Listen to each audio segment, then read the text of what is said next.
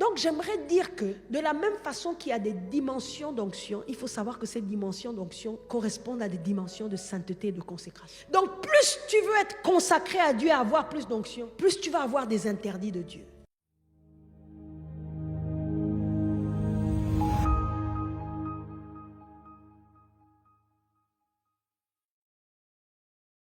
L'onction, elle est dimensionnelle à plusieurs dimensions. Est-ce que vous comprenez? Mais j'aimerais que vous compreniez que l'onction, elle est comme l'électricité. L'électricité apporte la vie, mais l'électricité que vous utilisez pour repasser, pour suivre la télé, pour contribuer à votre confort de vie, à votre vie, c'est l'électricité aussi, si peut vous électrocuter et vous tuer. L'onction est comme ça. L'onction qui a béni et créé des miracles, fait des miracles d'une espèce rare avec les apôtres, c'est celle-là qui a tué aussi Ananias et Saphira. Cette onction, on la voyait aussi dans le tabernacle. Il y avait 3 dimensions d'onction. Dans le parvis, quand le sacrificateur rentrait, l'onction ne le tuait pas s'il avait péché. Vous savez ça, n'est-ce pas? Quand le sacrificateur allait dans le lieu très saint pour faire les sacrifices, n'est-ce pas? Pour plaider la cause, pour faire son service. Avant d'entrer dans le lieu très saint, il passait d'abord par le parvis, n'est-ce pas? Dans le parvis, s'il avait péché, il ne mourrait pas.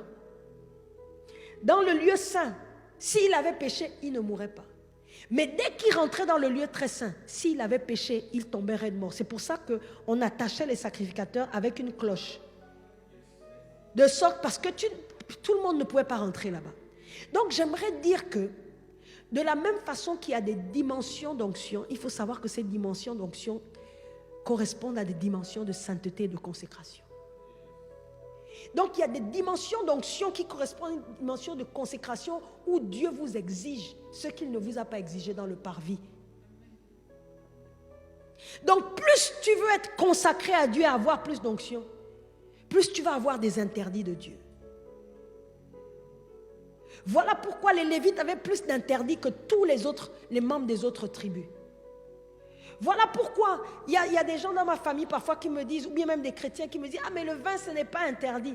Sauf que ce n'est pas un péché, mais c'est un péché pour moi, pour la dimension dans laquelle Dieu m'a emmené. Je ne sais pas si vous comprenez un peu. C'est-à-dire ce n'était pas un péché pour tout le monde d'avoir des cheveux courts, mais c'était un péché pour Samson de couper ses cheveux. C'est-à-dire que quand tu veux aller à une certaine dimension, il y a plusieurs vases. On est tous des vases, des enfants de Dieu. On est tous des chrétiens. Mais tous les vases ne sont pas les mêmes. Il y a des vases de terre, des vases de pierre, des vases d'un usage vil et des vases qui sont sortis pour les grandes occasions. Donc tu décides quel genre de vase tu veux être. Un vase du parvis, un vase du lieu saint ou un vase du lieu très saint.